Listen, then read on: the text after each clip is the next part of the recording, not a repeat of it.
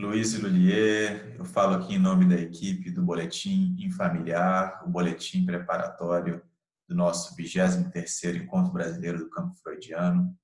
E hoje eu vou te colocar duas perguntas sobre o argumento de um dos eixos do nosso encontro. O eixo 1, chamado Das Unheimlich, que você escreveu na companhia do Cleiton Andrade, Maria Josefina Fuentes e de Terezinha Prado. Então, Luiz, em certa altura do texto, vocês escrevem que Lacan indica um estranhamento inerente ao viver uma vida desnudada em seu real. Então, eu te pergunto, o que seria isso, uma vida desnudada em seu real? Onde você enxerga isso em experiências do nosso mundo? Olá, Rodrigo. Muito bom estar aqui vendo e ouvindo você, podendo conversar um pouco, né? Bom, pensei em começar por uma localização desse estranhamento no ensino de Lacan. Na lição de 18 de junho de 58, no Seminário 5, o Lacan se refere à apreensão da vida em sua estranheza total, em sua brutalidade opaca, a partir do momento mítico em que o significante marca o ser vivo e se constitui aí uma distância necessária entre essa vida que ali está e a sua apreensão. Uma distância que é condição para aprender-se como vivente. A partir daí, nós podemos falar do que é simbolizado e que vai constituir a ordem simbólica e do que não é capturado pela simbolização, a que nós nos referimos, a partir de Lacan, como real. É um momento inaugural também dessa projeção do movimento da vida que vai conduzi-la inexoravelmente ao seu fim, ou seja, a morte. Bom, o imaginário virá tecer aí com o simbólico um envoltório que vai constituir o que o ser falante vai chamar de minha vida, né? A vida, então, não mais aquela de todos os seres vivos, a vida vestida com roupagens que vêm do outro, mas que cada um combina e usa a sua maneira. A vida customizada, por assim dizer. Isso é que nós nos referimos, então, cada um de nós como minha vida. O Romildo, do Rego Barros, ele define essa vida vivida como minha de uma maneira que eu gosto muito.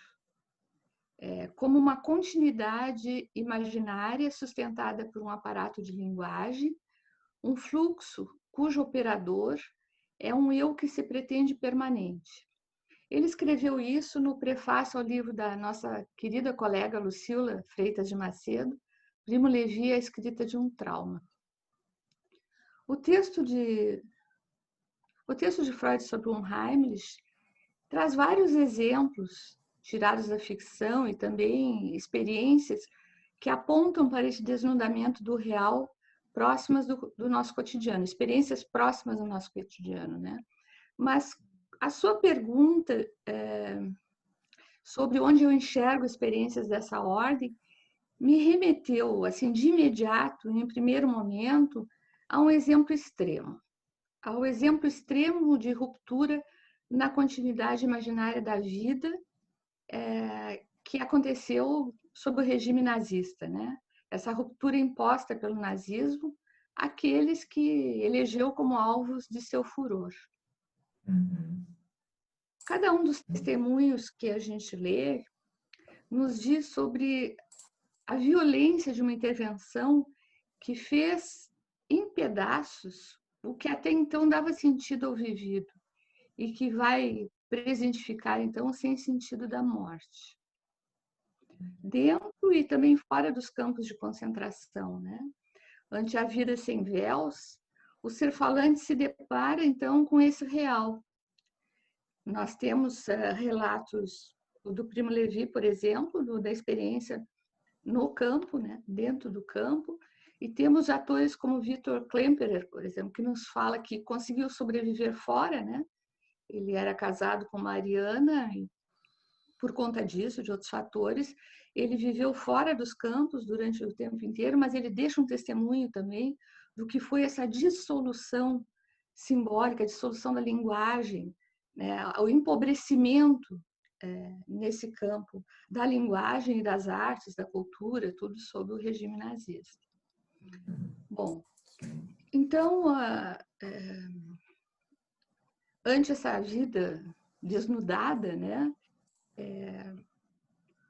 nos deparamos com esse real e inventamos várias formas de tratar esse indizível da morte, né? Entre eles, os rituais, né, que envolvem a morte e que são encontrados nas mais diferentes culturas. Uhum. Mas quando isso também é abolido, o que fazer do desamparo, da angústia? Como viver o luto? Infelizmente, o que nós estamos vivendo atualiza a violência da qual o nazismo é o paradigma no século XX, né? Não seria o único exemplo, mas é paradigmático. Sim. Pela sua dimensão. Uhum. Uma violência, então, que atinge todas as esferas da vida e banaliza a morte, que afeta os corpos, que afeta a palavra, que convoca o ódio e a força bruta no lugar do laço social e da lei. Eu enxergo, então, atualmente, as experiências da vida desnudarem seu real, se multiplicarem por todo lado, com muita tristeza. Sim. Um pouco mais à frente, Luiz, nesse argumento, vocês, né, convocam o texto de um colega, o Fabien Fanjoix, um editorial da revista La Cause du Désir, e vocês dizem que ele chama a atenção de que o mundo no qual vivemos se transformou ele mesmo em um infamiliar. E vocês seguem perguntando: os fenômenos sociais e políticos, envolvendo diversas formas de segregação, fenômenos de massa, racismo, intolerância e violência, poderiam ser lidos também nesta perspectiva? A partir dessa pergunta, eu acrescento para você mais uma, né? Essa hipótese de tratar esses eventos a partir da ideia do infamiliar supõe que eles têm também, então, um aspecto de familiaridade, justamente para fazer essa tensão, essa dialética que o infamiliar traz. Qual seria o aspecto familiar das formas de segregação, do racismo, da intolerância e da violência para que ele mereça esse estatuto do estranho íntimo? Eu gostei muito do que o Fabien Fanjoix, né, propõe no início do editorial, que foi, né, traduzir como inquietante familiaridade o sentimento Unheimlich que desperta esse nosso mundo novo, né?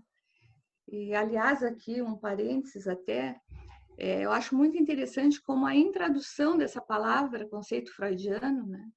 Freudiana, aliás, das Unheimlich, como as dificuldades de tradução e as soluções que aí foram propostas, inclusive pelo próprio Freud, vão possibilitando que nós avancemos na exploração dessa modalidade angustiante, né?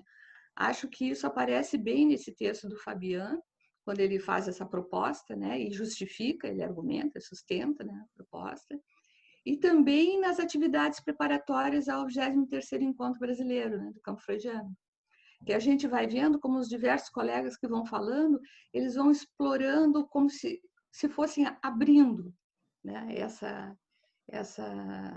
esse termo, outras possibilidades de tradução, então, e de tradução também desse sentimento a que Freud se refere e que, segundo ele, merece que seja designado especificamente, né?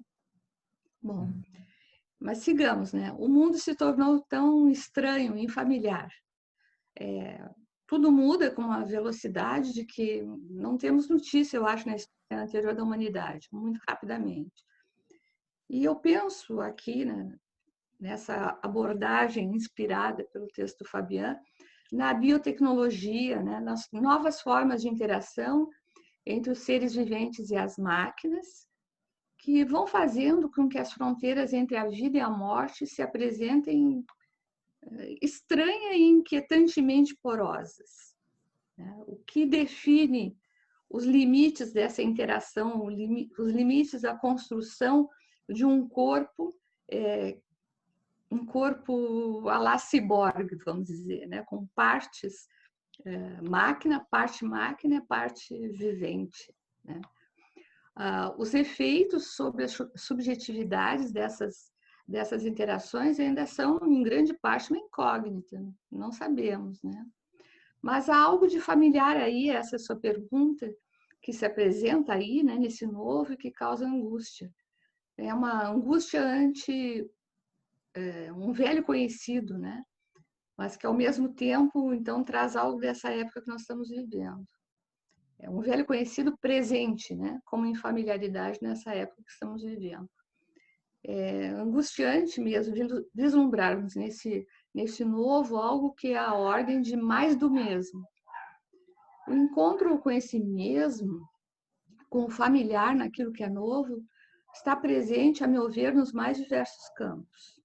Por exemplo, na natureza, né, que, sofrendo os efeitos da ação humana, caminha para o esgotamento dos recursos naturais necessários à preservação da vida. E os nacionais aí foi um lapso que eu acho que diz da minha preocupação também, né, com o que está acontecendo no nosso país.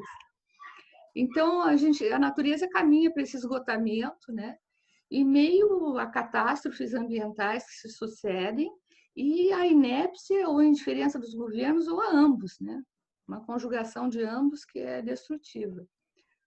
Nos corpos, né? Os corpos continuam sujeitos à doença, à dor, ao declínio e à morte.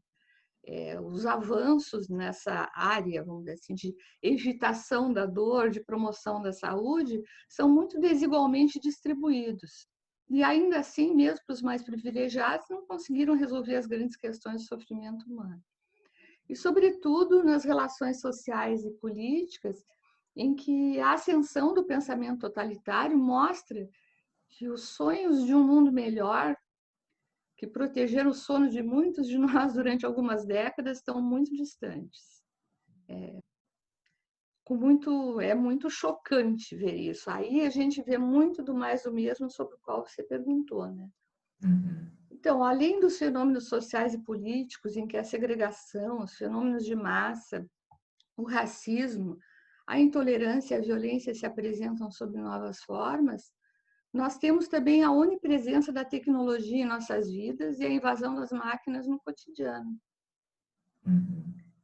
Cada vez vai ficando mais claro que a inteligência artificial, ao mesmo tempo que promete superar os limites humanos, ela ameaça nos destituir do que nos constitui como tais, né?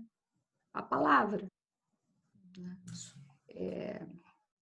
No seu lugar se propõem os algoritmos, esvaziados da equivocidade, da singularidade, do gozo, enfim, da enunciação. Fabian, no seu editorial, pergunta se as máquinas acabarão falando em nosso nome. Pensei bastante sobre isso. Eu acho que, de certa maneira, elas já estão fazendo isso. Por exemplo, quando elas escolhem por nós os filmes, as notícias, os anúncios que nós vamos ver nos feeds dos nossos gadgets, né? Até onde isso vai, não sabemos. E aí, como grande leitora de ficção científica durante muito tempo que eu fui na minha vida, sempre pensava e li alguns cientistas que argumentavam nesse sentido que um grande obstáculo às previsões distópicas de um mundo dominado pela inteligência artificial seria a impossibilidade, apontada por alguns, de num futuro próximo, nós dotarmos as máquinas da capacidade de ir além do que a gente poderia dizer da lógica significante, né? Desse simbólico reduzido a isso, né? A essa troca de sinais aí. No entanto, eu tenho pensado ultimamente, e principalmente lendo algumas coisas sobre o que aconteceu com a linguagem na época do nazismo e depois disso, e assistindo ao que acontece agora com a palavra, que talvez o maior risco de um futuro dominado pelas máquinas passe por outra via, que, não sei, talvez a gente pudesse dizer que seria chamar isso de destituição do falacer, alguma coisa assim, pela redução da vida à sua brutalidade opaca, pela mortificação do corpo falante, pela palavra esvaziada de gozo, pela ruptura, enfim, da continuidade imaginária que sustenta cada um nesse mundo, né? Por isso, eu penso que é hora de reafirmar a necessidade de fazer poesia depois de Auschwitz. Porque ante o desnudamento de Thanatos, é hora de evocarmos Eros. Pois, afinal, né, como Lacan destacou citando Bichat, a vida é o conjunto de forças que resiste à morte. Bom, Luiz, muito obrigado pela sua participação. Obrigada.